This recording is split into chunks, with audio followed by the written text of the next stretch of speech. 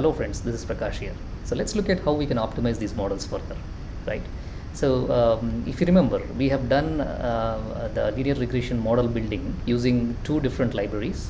One is from sklearn and one is from smstats, right? So we're just going to look at both these models as a quick refresher, and then we will use some of the techniques, some of the popular techniques that are recommended for linear regression.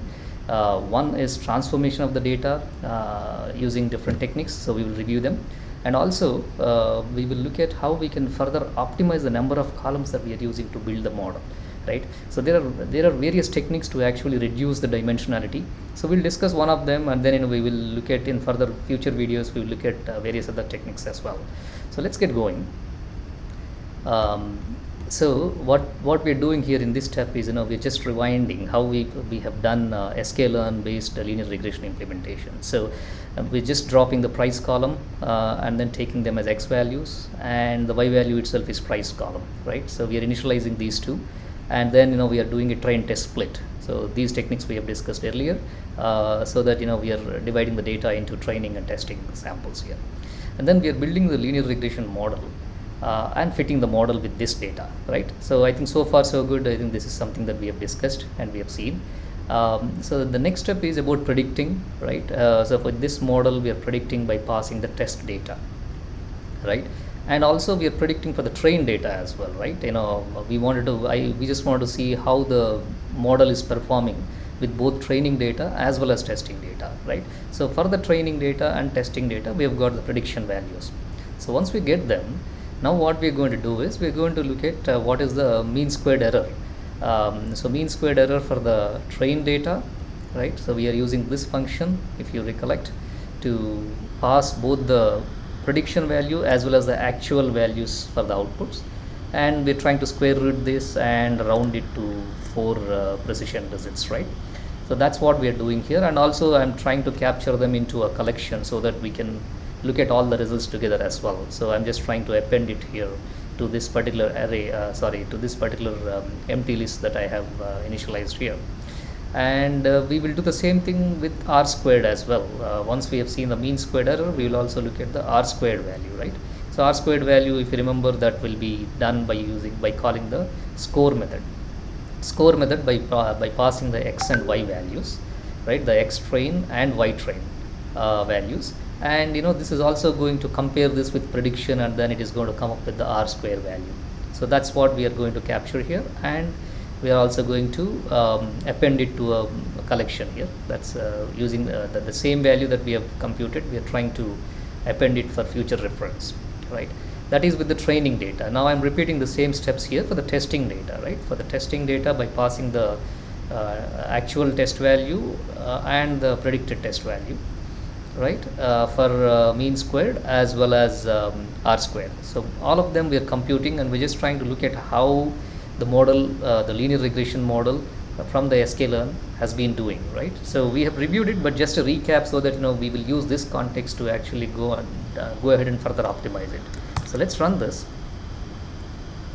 So it's better that I initialize the arrays from the beginning. So let me run this here, and then I will run this. Okay, so now you can see that for the testing data we've got this mean squared error, and this is r squared, which is really healthy, so which is very much close to 1, and more than anything more than 0.9 means it is indicating really well trained model. And for the testing data as well, I think we've got a really decent score here. More than 91% for r square is also indicating a pretty good accuracy, right? But we will take it further. We will look at other models and we will see how we can optimize it. So let's move on with another model. So this is using the sklearn implementation. Now let's look at the implementation from the stats model, right? So we're importing the stats model library here, and we're trying to split the data into x train and x test, y train and y test. And then we will do this additional step of adding the constant as well for the stats model. We have discussed that it's a requirement for stats model, and not so for linear regression, because that automatically infers. So we are adding the constant here for x train, and we are trying to initialize it, and then we are fitting the model. So which is what we are doing in these two steps, and then we are trying to predict it, right, with the x test values. But again, even here we need to add the constant. So we are now doing that, and we are predicting it. So once we got the predictions, we will also do it for the training as well. So here we are predicting it for the test values, and we are predicting it for the train values, right? So once we have done that, we are following the same steps to actually measure the R squared value, as well as RMSE, root mean squared error, right? So both of them we are measuring for train as well as test data, and trying to get the results. So let me quickly run it. So here we have got an R squared of 9 around 96%, and even here we got the same for the linear regression as well. But if you look at the testing, the accuracy is better for linear regression compared to the stats model, OLS model, right? So what we will now do is, we will take these two contexts, and then we will see if we can further optimize it. Is there any techniques that we can do? So let's look at that. So in this step, what we will do is we will transform the data by using two different techniques called as standard scaler and power transformer. So we will look at what those are. So first step, what we are doing, as usual, we are getting the data, and we are using something called as standard scaler. So what standard scaler does is, the data that we have in our, in various columns for the car price data set, if you remember, they have their own scale of data. They are in different ranges. If you look at the bore ratio, if you look at the engine size, we have seen a lot of other parameters, but each one has its own scale, right? So what we can do, which is a very recommended step, if is to actually convert all those values into a uniform scale, right? So what standard scaler does is, it will actually convert this data into a distribution in such a way that the mean is 0 and standard deviation is 1, right? So your data is distributed to the left and right of it, and the standard deviation is 1 here, and the mean is 0. So what this does is, all your parameters would come into this scale, right? So this would be especially useful when we are working with algorithms that involve the Euclidean distance, and algorithms that use techniques like gradient descent that we have seen, where we calculate the descent in this in the overall error based on various coefficients, right? So if the values itself are of different scale, now when we are calculating the error, so there would be a different sort of variance because of the variation in the scale, right? So doing techniques like this would definitely help us to actually reduce that sort of an error, that sort of a distribution error, because of these parameters, right? So that is what we're going to do using standard scaler, right? So this is standard scaler. We are initializing it here, and the only step we have to do is we have to call a method called fit_transform by passing the columns that we want to transform, right? We want to scale down, right? So what we are considering here is the numeric columns. If you remember, the categorical columns, they are already scaled down into binaries, right? 1 or 0s here. So this one is particularly for numeric columns. So we are passing that as input, and we are actually going to get in return the scaled down values, right? So those will be in the range of between with a mean of 0 and standard deviation of 1, right? So that's the first step. And then there is one more technique that we call it as power transforming, right? So what power transforming does is, if your data is having skewness, right? If you recollect, we have seen that the various parameters like price and a few other parameters have skewness in them. So they are either right skewed or left skewed. And the more the skewness that is involved, that means the variance is not so constant in them, and they can lead to the variance in error as well, right? So the variance in error is also not normally distributed, right? So we call this phenomenon as heteroscedasticity. So that refers to a situation where we have our variable distributions which are not having constant variance. As we move on the x-axis, their variation is not variance is not so standard. So in such cases, we could use power transformation to actually get them reasonably, normally distributed, right? So it will reduce the skewness in it, and that will help us to actually feed the data in a better shape into the algorithms, right? So that is why we use power transformation. So I have used a method here by passing the data frame as well as the which columns that we want to, transform. And we are also passing something called as a threshold, right? This threshold is nothing but yeah, the threshold of the skewness that we can accept, and any skewness which is more than this particular coefficient, we are trying to we are trying to transform it. So that's what this means. So if you look at it, all we are doing is we're trying to find out the skewness of various columns, right? We're passing the list of columns here. For all those columns, we're trying to get the skewness. So from there, we will look at all the values, all the columns which have the skewness which is having higher than the threshold that we have passed, right? So that one we are capturing into this series, and we are capturing the index of it. So index means we are only getting the column names here. So those are the column names that we will pass for the power transformation. So far what we have done is we have only calculated the skew, and then we have captured those columns which have a skewness higher than the threshold that we have passed. So that's what we have computed here. Then we are initializing this power transformer object and this method called EO-Janssen. So this is one popular method that power transformer uses to actually make the data Gaussian-like, which is to be normally distributed. Something which is skewed, it will make it as close to Gaussian distribution as possible. This is the default method. There is another method called as Box-Cox transformation also. So both these are actually known to be these are again implemented by sklearn's pre-processing. All this does is it applies a power transformation feature-wise to make the data more Gaussian-like, right? So this is basically required. This is very useful for modeling issues related to heteroscedasticity, which we have had a brief word before, that wherever there is a non-constant variance and the data is required to be in a normally distribution fashion, we would look at these techniques. And there is the other one is Box-Cox. This is another method, but this requires your input data to be strictly positive. But EO-Janssen works for both positive and negative input values, right? And since the fact that we have actually done some transformation already using standard scalar and some of our values are also negative, we have taken this EO-Janssen. So at the end of this step, we can just look at it, using this technique. All we're going to do is, we will use the fit_transform method and pass those columns, right? From this data frame, we'll pass those columns which we have captured above, which are having the threshold more than what we need, right? So those columns only we are passing it to this fit_transform method, and they get transformed, and those columns will be actually normally distributed at the end of this exercise, right? So we can also see this by measuring it now. After this transformation, we will now again measure the skew, and we'll try to print it so that we also get a sense of how the skewness is getting fixed, right? So that is exactly what happens in this step. Right. So after this step, now what we're going to do is we'll run this, but this is what we have done so far. We have got the data, we have then transformed it using standard scalar as a first step.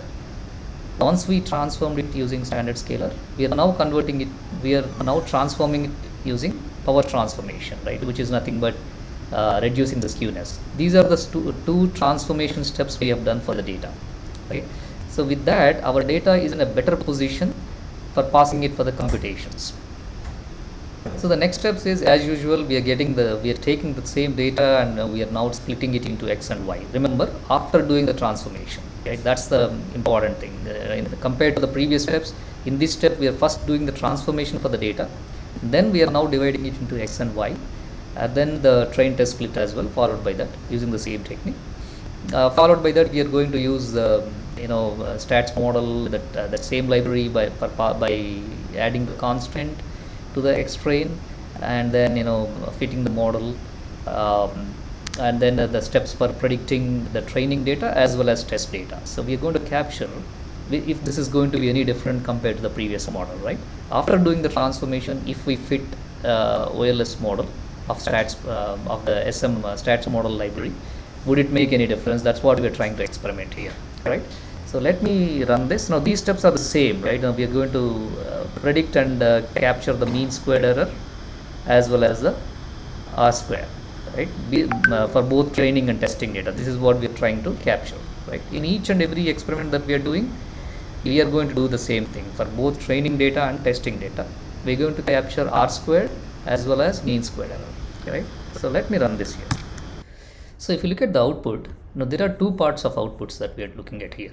So one is we have done the transformation. If you remember, when we did the power transformation for the data that is skewed, What we are showing here is for all those columns, all those numerical columns that we have passed for you know power transformation. So we're looking at how the original skewness is and how is the skewness after transforming, right?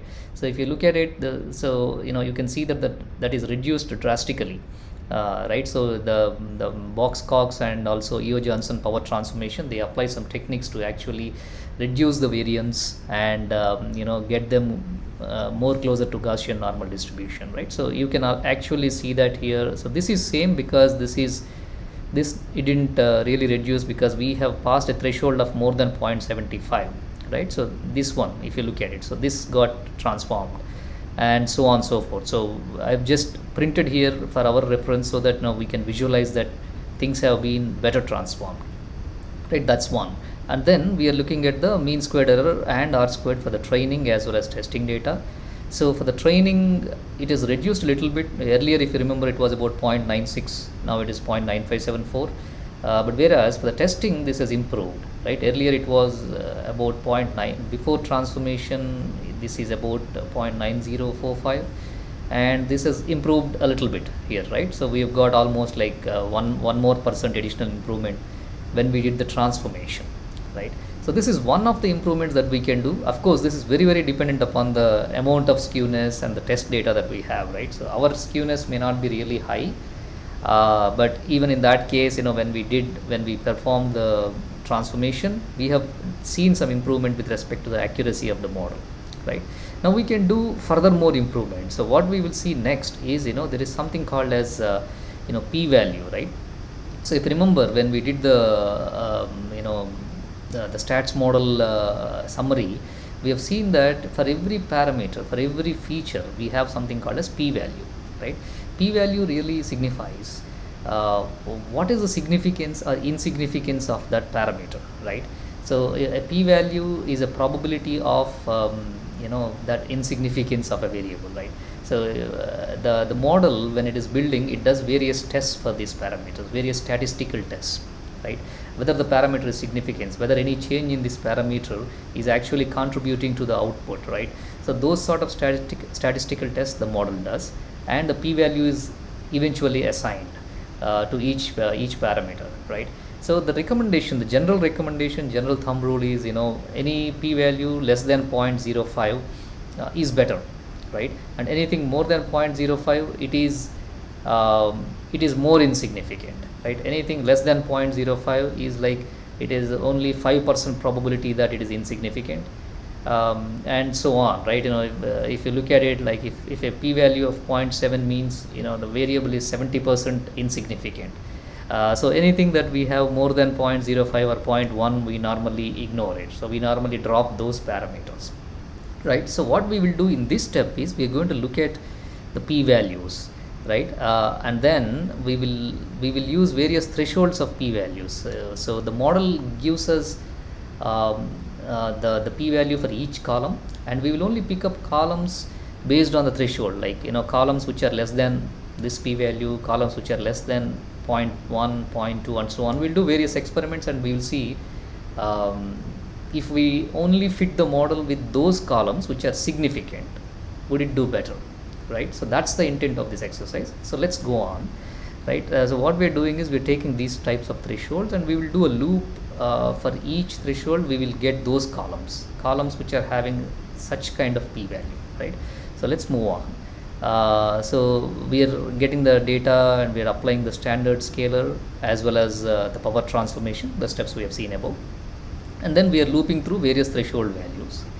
For each threshold value of p, we are trying to get the column names which are having less than that particular threshold. So this is just a method that we have defined above here, passing two arguments. One is the estimator, which is nothing but our model, and threshold value, right? So based on that, it will actually get the model.p values, right? That will give you a collection or a series. Now in that series, we are getting all the values which are less than the threshold, and we are getting the index of it. So basically, we are capturing the column names which are having less p values, right? And then we are returning it as a list except the constant, right? This is just a small list comprehension where for all the columns we are returning it except constant. Remember, we also our estimator would also capture um, the p-values. Sorry, the p-values would give us the p-value for the constant also, which we are not interested, so we are excluding that. So that means at the end of this exercise, this method, we are getting p-values less than columns which are having a p-value less than the threshold that we have given, right? So that said, we'll continue. So we are getting that columns, and for those columns we are getting the x values and y value. Of course, y value is the same, that's the price variable, right? X values are for those whatever we have obtained here, and then for those things we are going to get the x train, y train using the train test split method. It's the same technique, but this time we are doing it on reduced set of columns, right? And then we will do the linear regression model with those x significant train and y significant train. I just named it so that we know we are now taking the significant columns, right? So we are now fitting it here, and we are trying to measure the score for it, right? The score is nothing but, again, while we pass test and x significant test and y significant test. This is to measure what is the r square for the test values for this new model that we have built, right? And we will also measure the the mean squared error here. We are capturing it here, and we are appending it into some collections so that we can see them for various iterations. We can see them together. And down below we are capturing it for the for the train values as well, right? For the train values also, the prediction and the r square as well as the root mean square error. So all we are doing in these steps is, once we have built the model with the reduced columns here, the following steps are all about taking the mean squared error as well as the r squared for train and test data. So at the end of this loop, what we will have is, we will have different feature sets for different p-value significances, and for all those p-values, based on these significances that we have given in this, that means whatever number of significances we have given, those many models we would build, and then we will look at their values together, right? So that is what we are doing. So we will build a quick data frame out of it. So over here we have captured the values, so I will build a quick data frame for different p thresholds. The columns, that means what is the count of columns that we have got for those threshold values, and the test scores that we have got above, RMSE for the test as well as the train. RMSE is nothing but mean squared error, right? For the train as well as test, we have captured above in the loop, and that is exactly what we are getting it into a data frame, and then we will sort it using a test score so that we know which is having a better testing score, and we'll just print it here, right? That is what we are doing. By this step you can just ignore it. I'm just trying to format the display values, but we can just ignore it for now. But end of the day, all we are doing is we're just fitting those different models, and then we are trying to print that in a data frame for us to visualize, right? So, and then I'm also doing it for the other data frame. We were trying to capture it for various models. Now this is one technique we have followed, which is for dropping parameters, but we have done other experiments above, so we are maintaining some more collections for that. I am appending the score, especially the best scores of train and test, into those as well, so that we will compare those models also, right, with the previous models. Now in this, all we have done is, with these different p-values, we are now going to see the results, right? So let me print it. So this we have seen, this is more of what is the result of power transformation, so this we can ignore. And we can see here for various p thresholds, right? Threshold of 0.1, 0.05, remember 0.5, these are the values that we have given above, and what are the number of columns that it has taken, right? That means which number of columns have p-value less than this. So for 0.05 we have 16 columns, for 0.1 we have 19 columns, right? And we have fit the models with those many columns, those required, and the test squares are this, and this is the test square. Test score means, I'm sorry, this is not well named, but test score means here this is r squared for the testing data, right? And this is the mean squared error for the testing data.